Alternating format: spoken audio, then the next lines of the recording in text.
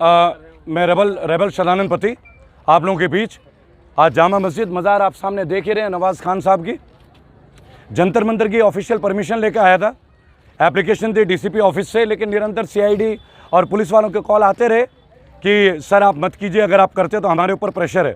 और जैसे कि मैंने अपने तमाम वीडियोज़ में मैं रेबल सदानंद पति अक्सर ये कहता आया हूँ कि मैं कायदे कानून को मानने वाला व्यक्ति हूँ और मैं नहीं चाहता कि हम कोई काम करें और उसका आगाज़ और उसका असर जो है वो किसी और के ऊपर आए। भाइयों और बहनों, हैशटैग सेव इंडिया ये कैंपेन मैं शुरू कर रहा हूँ। मैं कभी नहीं बोलूँगा कि हिंदुस्तान को बचाऊँगा, मैं भारत की बात करूँगा, मैं भारत को बचाने की बात करता हूँ। बहुत लोगों ने धर्म और जाति के नाम पे बांटा है पिछले कोरोना काल में। आप इसके साक्ष्य हैं कि किस किस समुदाय को टारगेट किया गया और कितने गंदे तरीके से टारगेट किया गया है।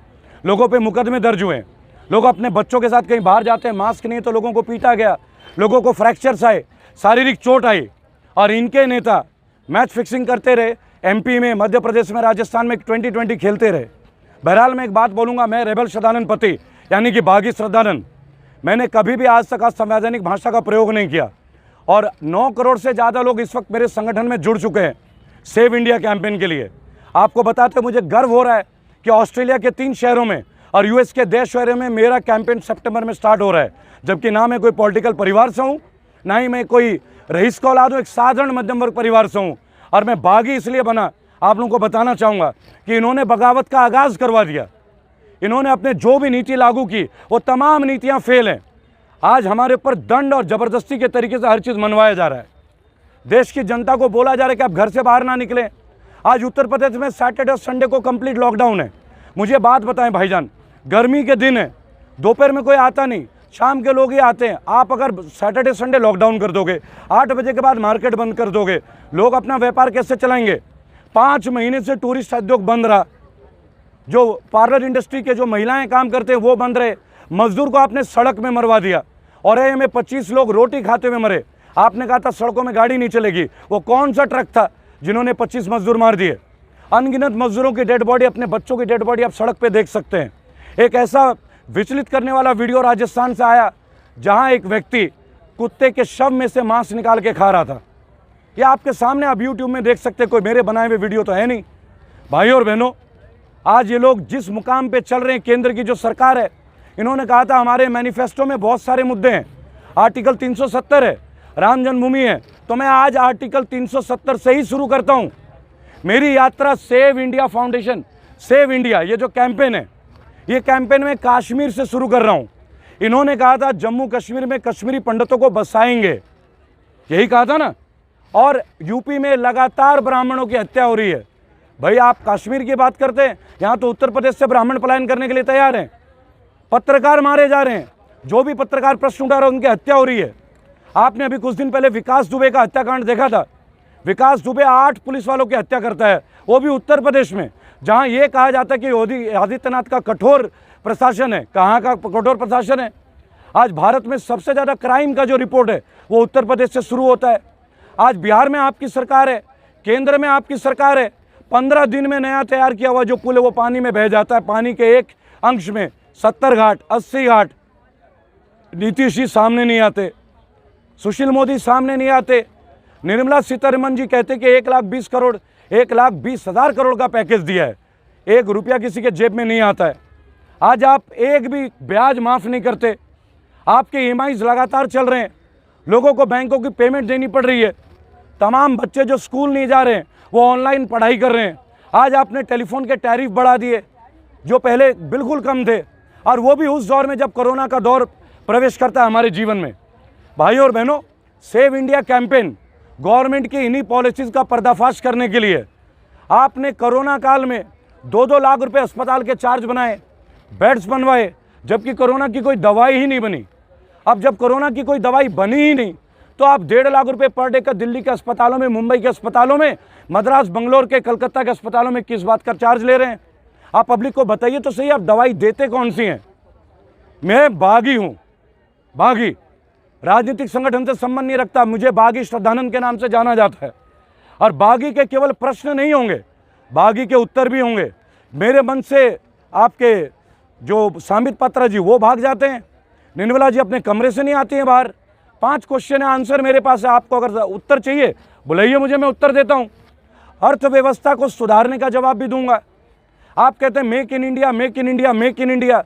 भाई और बहनों, मैं ग्रेटर नोएडा में रहता हूँ और जो फ़ोन को मैं यूज़ कर रहा हूँ इस वक्त वो वीवो का फ़ोन है। अब एक बात बताइए, वीवो है, वीवो V19। अब मुझे एक बात बताएं, आप कहते हैं मेक इन इंडिया, आप ज़मीन देते हैं वीवो को और ओप्पो को, और वो हमारे लोकल लोगों को, स्थानीय को छोटे मोटे नौकरी दे देते हैं और फिर बेचते हैं 25,000 50,000 में, और यही पैसा लेके चाइना चले जाते हैं। तो ये मेक इन इंडिया कैसे हुआ? मेक इन इंडिया तो तब होता जब आप यहाँ पे यहीं के कंपनी से प्रोडक्शन करवाते और यहाँ से मोबाइल बाहर बेचते और वहाँ का राजस्व हमारे देश में आता, हमारे खजाने में 2 रुपये जुड़ते, तब हम कहते कि मेक इन इंडिया। आपकी एक भी पॉलिसी कामयाब नहीं है। लेकिन सर आज आप जामा मस्जिद पे क्यों आए हैं? देखिए, मैं बताना चाहूँगा गजेंद्र जी, देखिए आज की जो मेरी यात्रा थी वो जंतर मंतर की थी।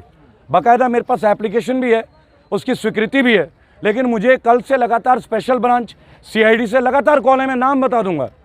बहादुर सिंह जी का फ़ोन आया, सुरेश जी का फ़ोन आया कि देखिए सर, आप कोई पॉलिटिकल नहीं है लेकिन हम इसकी इजाज़त आपको नहीं देते। तो मैंने कहा लिख के दे दीजिए कि आप मुझे इजाज़त नहीं दे रहे। लिख के वो देते नहीं। आज सुबह CID ब्रांच का कॉल आया कि सर हमारे ऊपर बहुत प्रेशर है, अगर आप यहाँ पे कुछ करेंगे हमें तलब किया जाएगा। इस संदेश के माध्यम से गजेंद्र जी मैं आपको एक बात कहना चाहूँगा, जब गवर्नमेंट अधिकारी इतने प्रेशर में, एक CID के बड़े अधिकारी प्रेशर में, एक DCP प्रेशर में, तो आप सोच लीजिए देश की जनता का क्या प्रेशर होगा। आज बहन सुनीता यादव, जिनका मैं कैंपेन कर रहा हूँ, जो कि कांस्टेबल है गुजरात में, और गुजरात में किसकी सरकार है? BJP की सरकार है। और उन्होंने प्रकाश कनानी, जो वहाँ के स्वास्थ्य मंत्रालय जिन पे है, उनके बेटे को कोरोना में नियम तोड़ते हुए पाया गया तो उनको सस्पेंड कर दिया जाता है, उन पे इंक्वायरी बैठा दी जाती है और फिर उन्हें माफ़ी मांगनी पड़ती है एक पुलिस वाले को। भाई और बहनों, अगर पद पे बैठा हुआ अधिकारी का क्या हाल है, तो सड़क पे चलने वाला मेरे जैसा, आपके जैसा आदमी का क्या हाल हो सकता है? गजेंद्र जी, आप एक पत्रकार है, बेहतर समझ सकते हैं। सर, आपने कई मुद्दों पर मोदी सरकार की नाकामियां गिनाई, लेकिन वो अब जो लॉकडाउन जब से लगा है तब से एक वर्ड निकल कर आया आत्मनिर्भर भारत का। जी। और जिस तरह से आप जियो फोन का एग्जांपल दे रहे थे, जी, वो तो आत्मनिर्भरता की तरफ जो है सरकार शुरू कर रही है काम। जी जी जी, बहुत बेहतर। मैं साथी पत्रकार के सवाल का जवाब देना चाहूँगा। आत्मनिर्भरता तो तब होगी जब आत्मा बचेगी।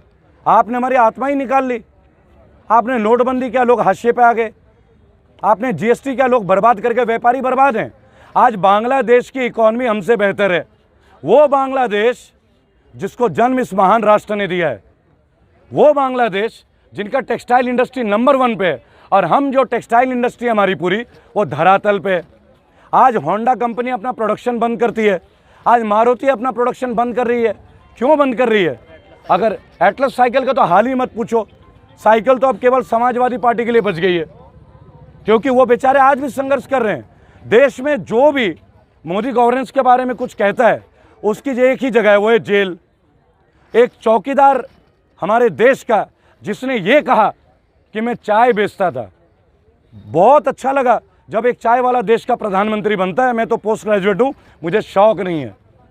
मैं बागी का बेटा हूँ, बागी का पोता हूँ। मेरे दादाजी स्वर्गीय गंगाधर पति स्वतंत्रता सेनानी बागी थे, शरीर के जिस्म में हर जगह चोट थी, और मैं भी बागी हूँ।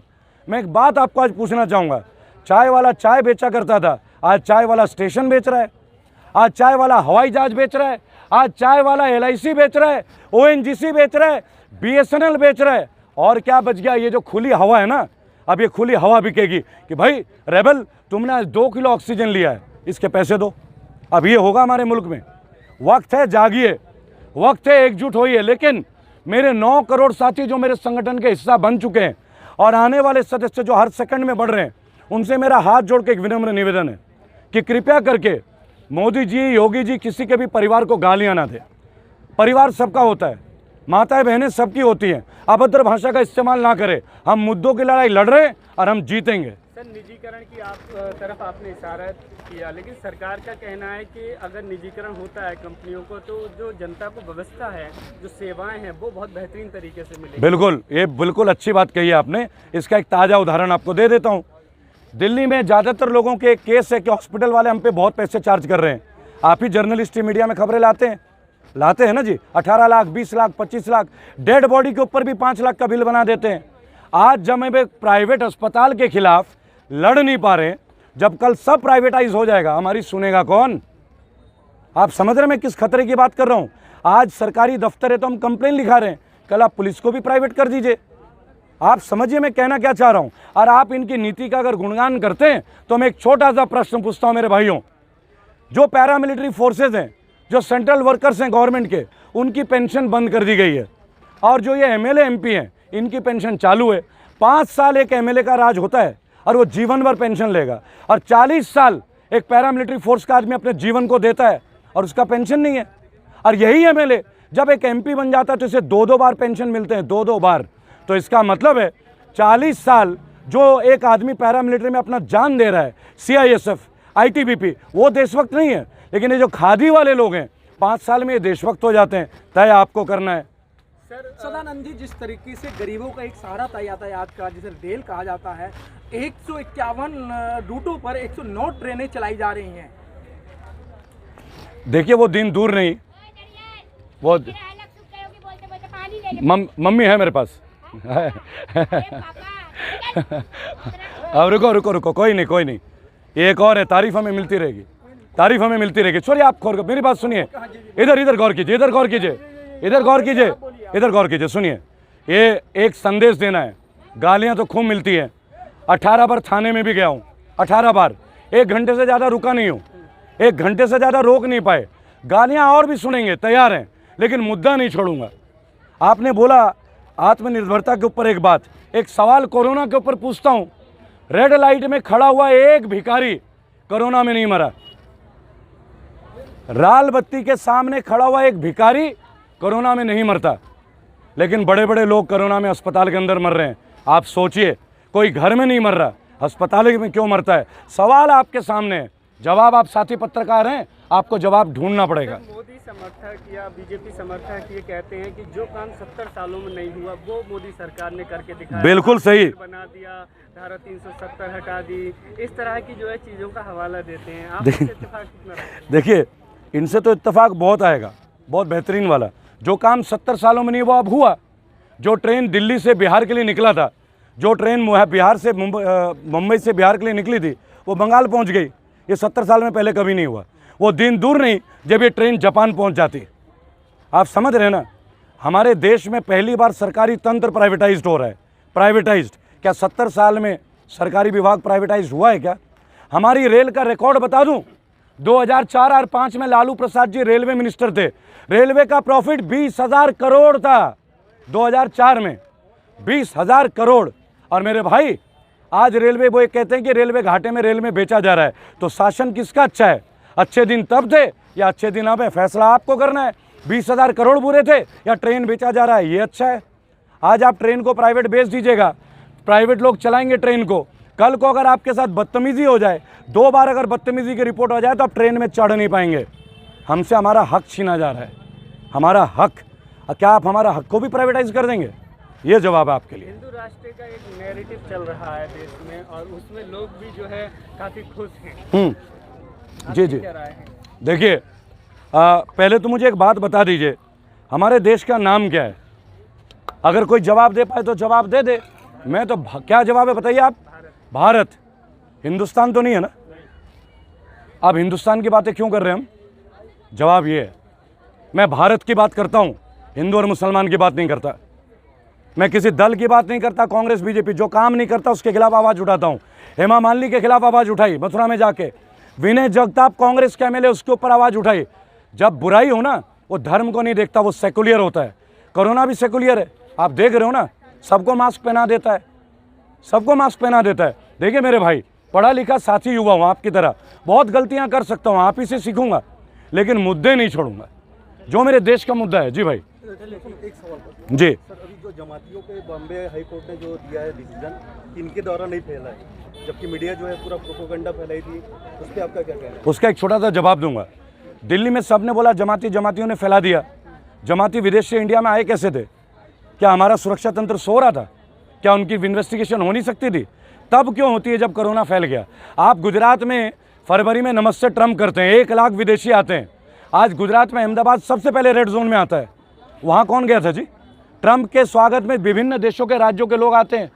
तब आपने सवाल क्यों नहीं उठाया? देखिए, बीमारी और बुराई की कोई ज़ात नहीं होती, आपको ये बात समझना होगा।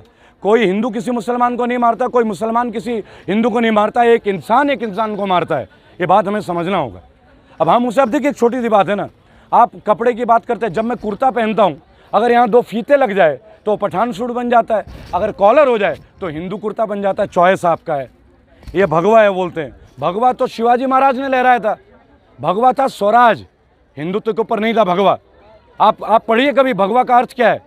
एक देश एक राष्ट्र एक, उसमें मुसलमान भी लड़े थे शिवाजी के साथ, तब आपने क्वेश्चन किया था क्या? देखिए देश के लिए हर आदमी शहीद हो रहा है। औरंगजेब नाम का एक जम्मू कश्मीर पुलिस का सैनिक, उसकी हत्या हो जाती है, हत्या, तो वो मुसलमान था ना भाई, उसकी बात क्यों नहीं उठाते? एक ग्राम प्रधान को मार दिया जाता है कश्मीर में क्योंकि देश के लिए बात करता, तब ये सवाल क्यों नहीं उठाते? सवाल उठाइए मुद्दों पे, जात बिरादरी को किनारे में रखिए। ये कपड़ा, पहले बकरा जो मुसलमान था, गाय हिंदू हो गई थी, अब कपड़ा भी धर्म जाति का प्रतीक बन रहा है। तय आपको करना है मेरे साथी दोस्त। जय हिंद, जय भारत।